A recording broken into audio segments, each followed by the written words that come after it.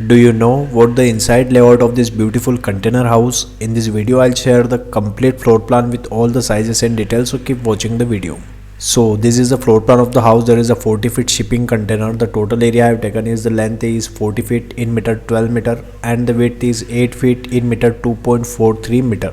In the front we have sliding door here. After that we'll go inside. So we have living plus kitchen area. You can see here the sofa arrangement, tea table arrangement, TV unit on the front wall, and we have kitchen cabinet with burner, sink and refrigerator arrangement. Also two large size window for ventilation and light purpose. On the left side we have bedroom number 1 here. You can see here the bed arrangement and a large size window for ventilation and light purpose. If we go on the right side, so we have common use washroom plus water closet here. You can see here the wash basin, water closet and the shower area, and we have a ventilator for ventilation of this washroom and 3 feet wide passage here. If we go on the right side, so we have bedroom number 2 here. You can see here the bed arrangement, wardrobe on the front wall and a study table with chair and two large size window for ventilation and light purpose. Also we have a sliding door for rear entrance.